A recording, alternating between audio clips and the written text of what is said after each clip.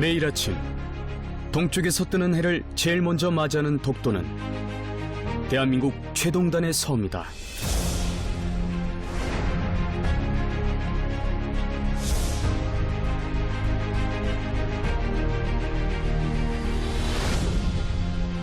수많은 우리의 고대 역사서는 물론이고 근대 서양 지도에서도 독도와 울릉도를 조선 땅으로 명기한 것을 흔히 볼 수 있다.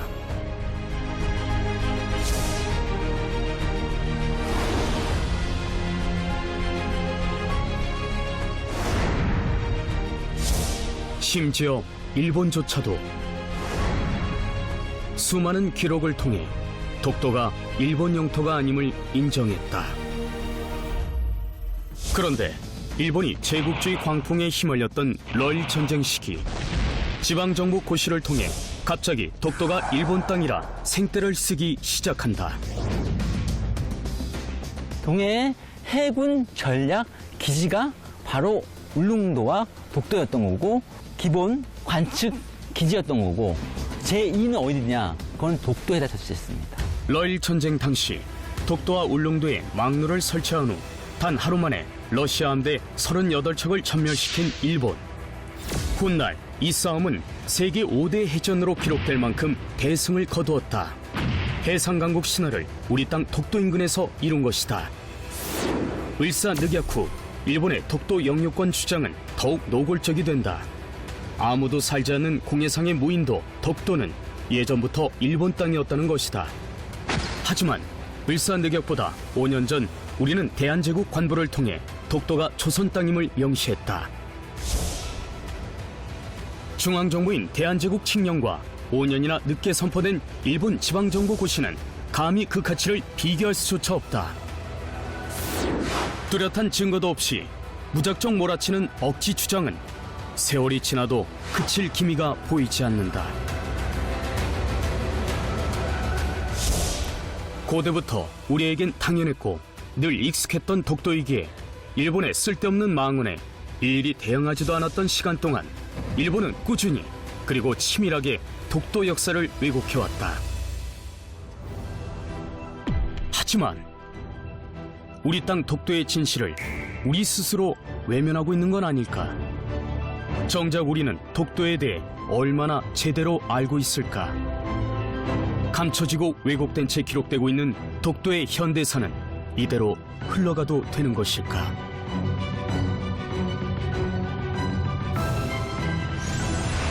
독도는 대한민국 영토일 수밖에 없는 진짜 이유를 이제는 알아야 한다.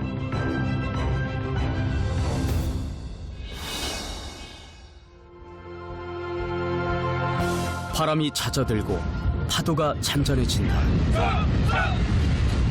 날씨가 허락되면 육지 사람들이 독도 땅을 밟아볼 수 있는 기회가 온다. 우리 땅이지만 일반인 출입이 허락된 건 여기까지. 독도는 동도와 서도 두 개의 큰 바위 섬으로 이루어졌는데 그 중에서도 서도는 특별한 허가를 받은 몇몇 사람들만 드나들 수 있다. 그런데 보통 사람들은 구경도 가지 못하는 서도엔 섬을 휘감은 듯 굽이굽이 이어진 계단이 만들어져 있다. 1000개에서 2개 모자른 998계단이다.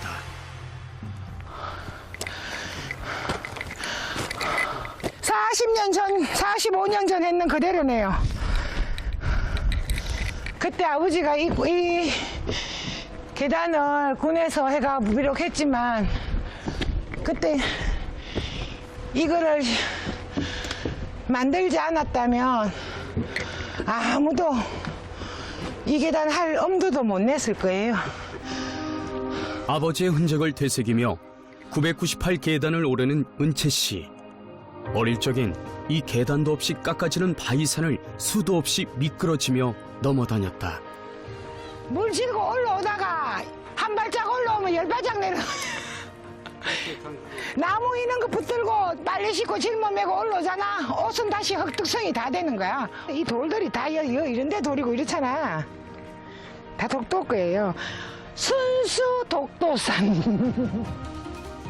산등성이를 넘어 반대편으로 가면 식수가 나오는 물골이 있기 때문이었다. 여기서부터 물골 내려가는 길이에요. 상상을 해보세요. 저서 올라가 한다는 길이 말이 됩니까? 은채 씨에게 이곳은 아버지와 함께 독도에 살며 때로는 빨랫감을 이고 넘기도 했고 때로는 물통을 지고 내려오기도 했던 익숙한 산등성이다. 1년의 반은 울릉도에서 나머지 반은 독도에서 살았던 어린 시절 기억이 아직도 생생한 은채 씨. 그때만 해도 독도는 제법 시끌시끌하던 섬이었다. 잠시 오가는 무인도가 아닌 사람이 살 수 있는 섬이었다. 아버지 최종덕이 그렇게 만들었다. 최종덕 씨는 1960년대에 독도 어장권을 취득한 이후 20여 년간 독도에 상주하며 살았던 최초의 독도 주민이다. 당시 독도에서 어업 활동이 허락된 유일한 사람이기도 했다.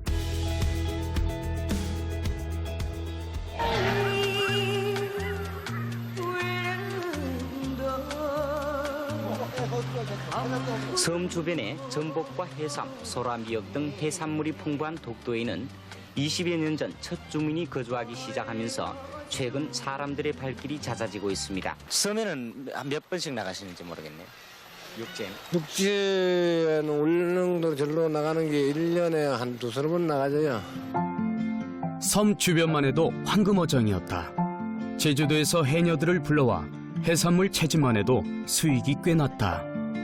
평소에 여기서 어떤 일을 하고 계세요? 네, 전복, 소라, 해삼, 문해 그런 거 잡고 있어요. 다른 데하고 비교할 때는 좀 많다고는 볼 수가 있지만은요. 수정이 작으니까 사람이 작으니까 뭐 좀 수입은 괜찮습니다. 여기서. 인간이 살 수 없는 무인도로만 알려진 독도에 첫 주민 신고를 하면서 최종덕 씨는 보란듯이 독도의 삶을 헤쳐나갔다.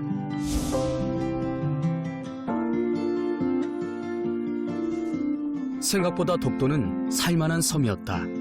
풍부한 어장 덕분에 수익도 제법 올렸다. 물질 좀 한다는 해녀들과 고기잡이 어부들을 이끌고 1년의 절반씩을 독도에 눌러앉아 살았다.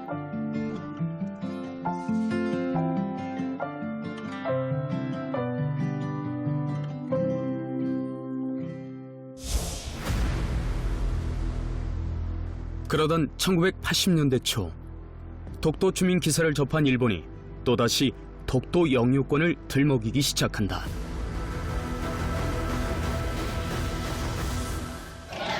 그즈음 최종덕의 심경에도 변화가 생긴다.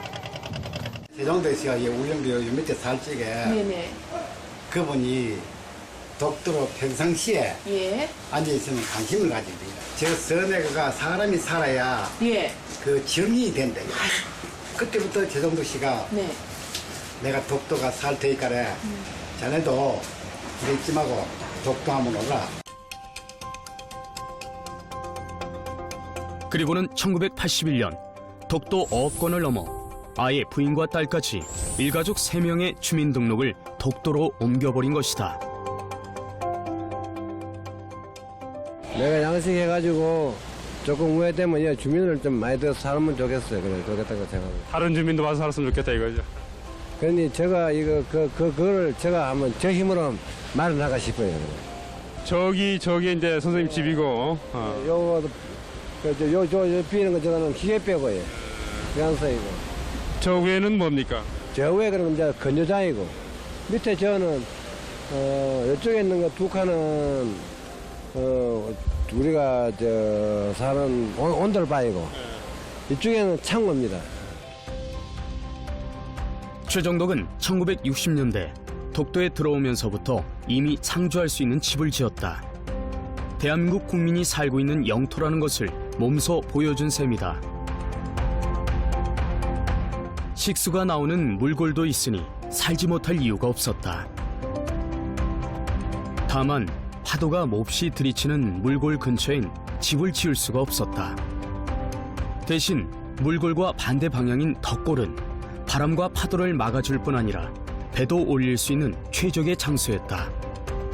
식수도 중요하지만 어업을 유지하고 안전하게 살기 위해선 안전한 집터가 필요했다.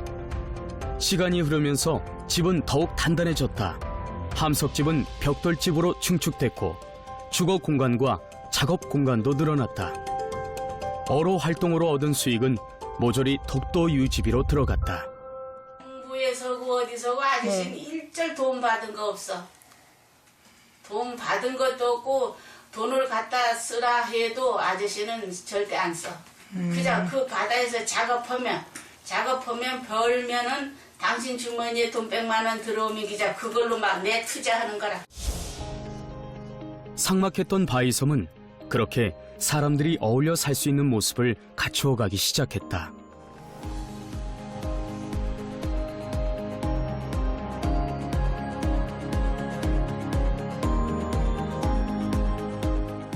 척박한 돌섬이 온전한 영토로 인정되기 위해서는 몇 가지 조건이 있다.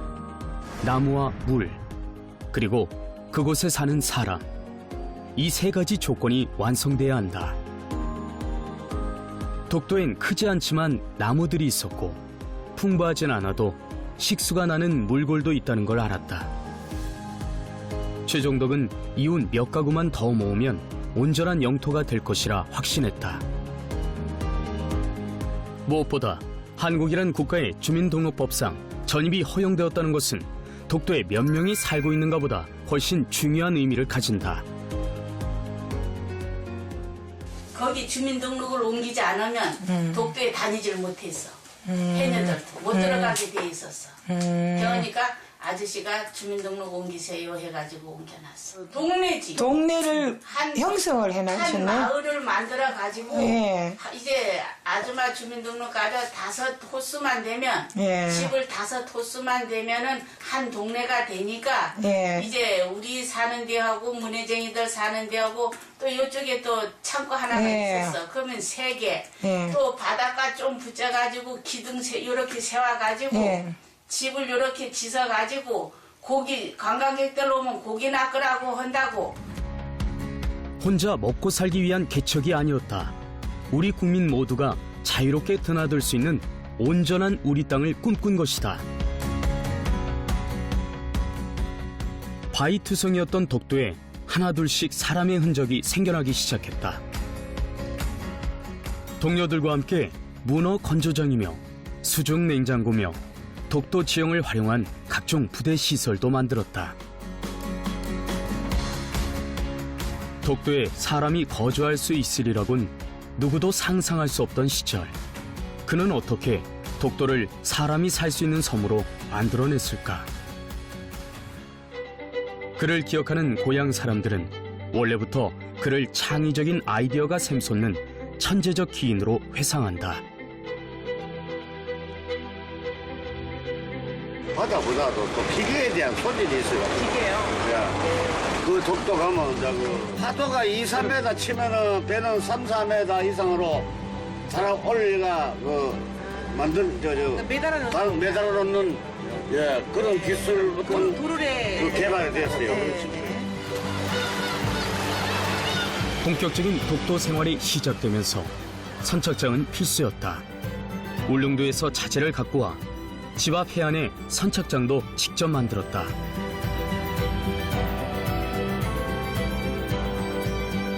자연산 전복과 문어 양식을 시작하고 방어 때 자비를 위한 대형 특수 어망을 개발하기도 했다.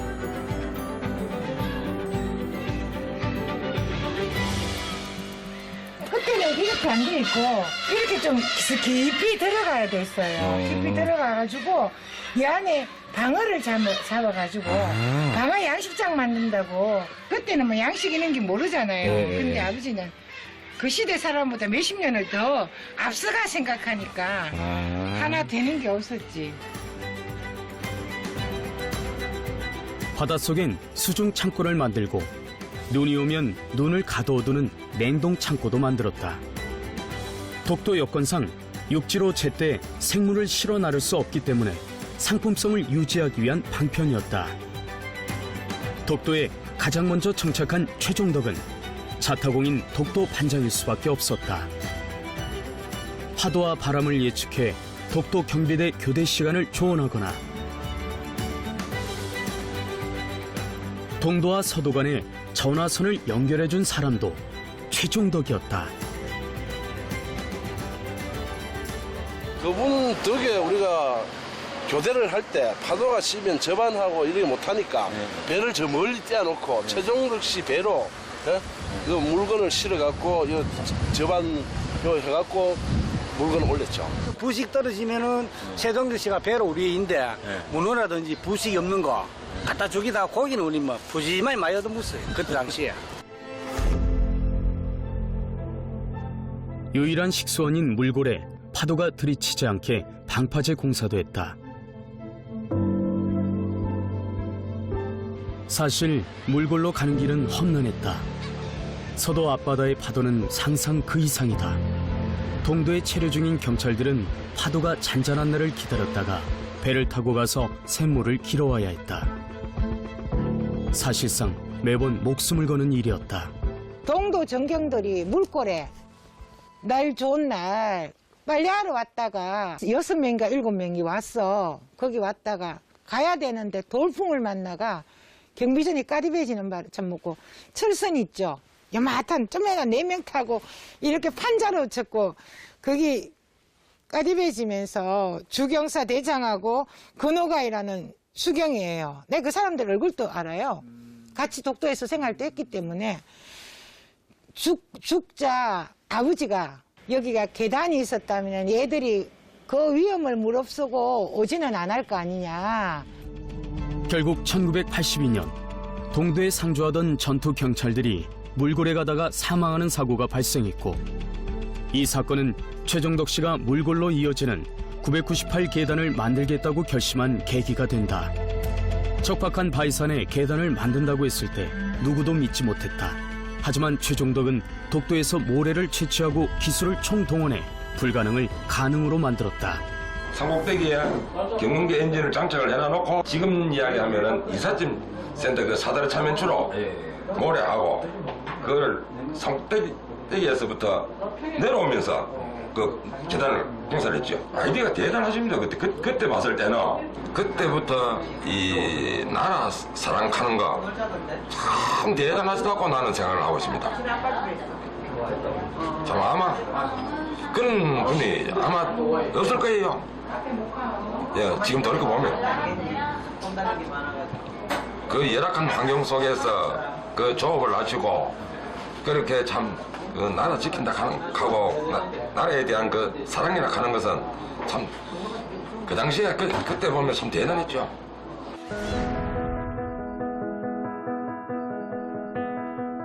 서도집 뒤편에서 시작돼 산등성이를 넘어 반대편 물골로 가는 998 계단 공사는 3년여에 걸쳐 이루어졌다.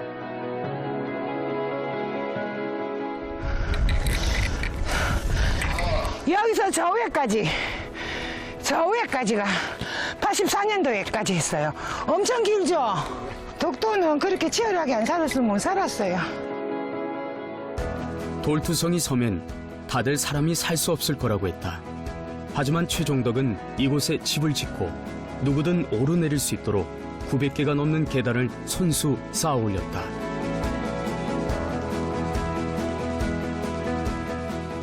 모두가 깜짝 놀랐다. 독도는 더 이상 무인도가 아니었다. 그러던 1987년 남부지방을 강타한 제5호 태풍 셀마의 피해가 예상외로 컸습니다. 전국적으로 300여 명의 사망자를 냈던 태풍 셀마가 한반도를 덮쳤다.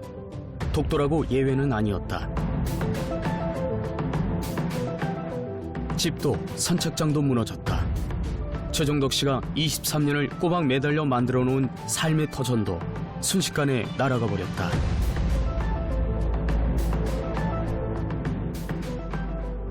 배짱이 하나도 없었다고. 엄청 파이가. 배고 다 날아갔구나. 파동이 막 아무것도 없는데. 내가 있는 게 뭐, 간판이 없이 있는 게 뭐가 있어요. 그래, 그때 쉬었거든요. 요, 이제 우리 냉장고를, 냉장실을 두 칸인가 지어놨거든. 얼마나 지어놨는데. 그것도 반쪽이 다 나갔거든, 엎지를.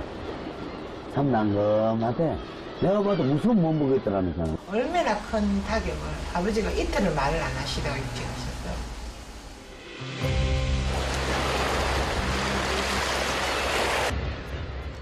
큰 충격을 이겨내며 현장 복구를 위해 육지로 차체를 구하러 나갔던 날, 최정덕은 갑작스런 뇌출혈로 쓰러졌고 다시는 독도로 돌아오지 못했다.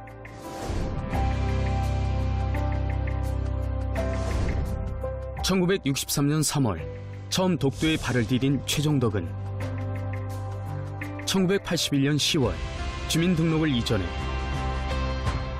1987년 사망할 때까지 유일한 독도 거주자였다.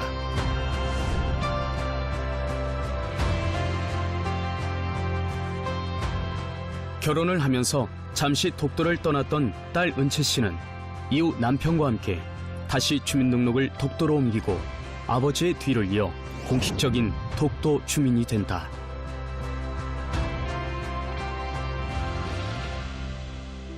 폭풍우 때문에 백길이 막혀서 울릉도에 머물던 독도인 최경숙 씨는 오늘 오전 9시 55분쯤 건강한 딸을 울릉도선 왔습니다. 1991년 태어난 손녀 한별이는 독도를 출생지로 신고한 처음이자 마지막 독도둥이다. 모험가 한 사람이 닦아놓은 독도는 그의 가족이 삶을 이어받으면서 평범한 사람들이 생활할 수 있는 대한민국의 공간으로 바뀔 수 있었다.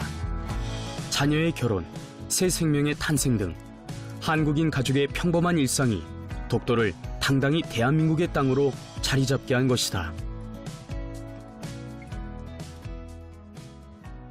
그런데 어찌된 일일까?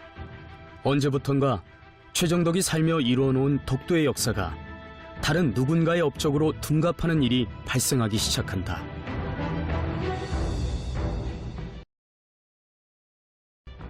당시 998 계단 공사에 참여했던 사람들의 기억을 들어본다.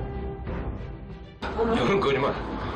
우리 인부들 스스로 그걸 모래 채취해가지고 세면하고 그래가 물꿀에 그 물을 퍼옮겨가지고 그렇게 배합을 해가 그렇게 공사를 했죠.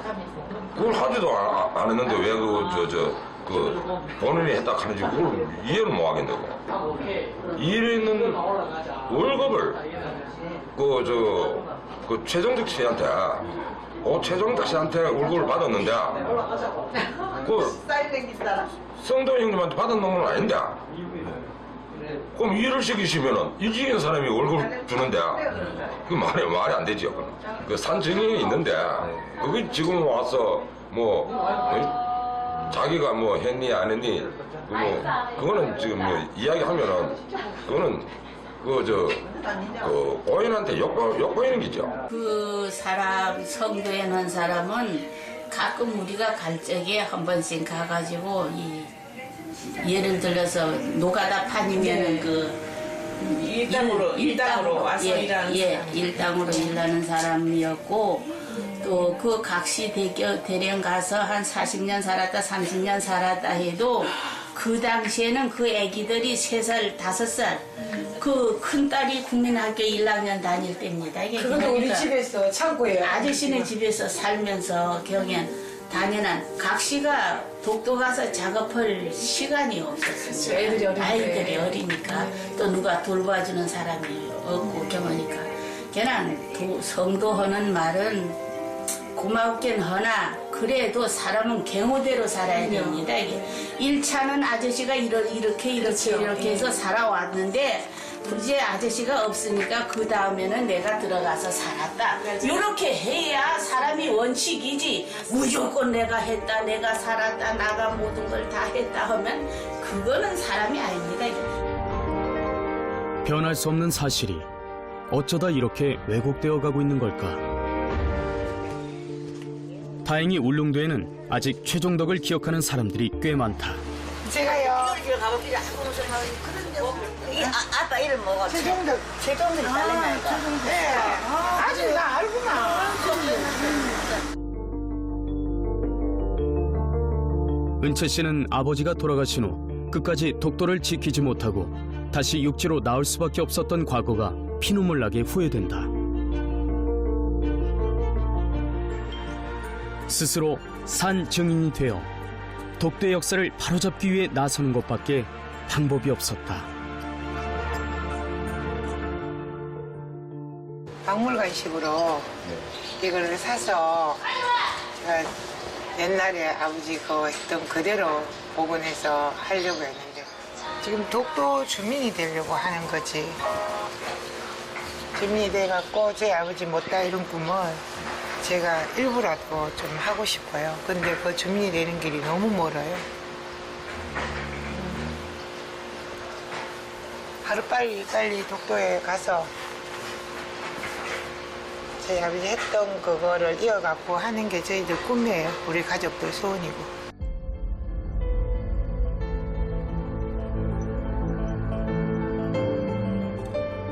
누가 제일 처음으로 독도에서 고깃배를 띄우고 독도에 집을 짓고 또 998계단을 만들었는지는 그리 중요하지 않을 수도 있다.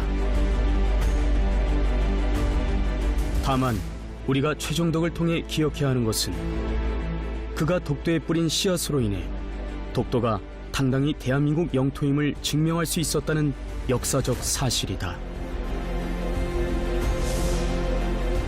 독도에 대한민국 주민등록을 갖고 있는 최초의 주민은 최종덕이다.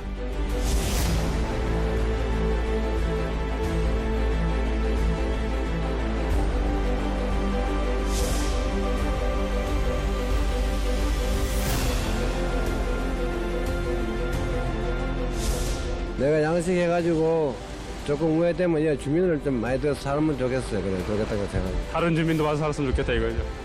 그러니 제가 그거를 제가 한번 저 힘으로 말을 나가 싶어요.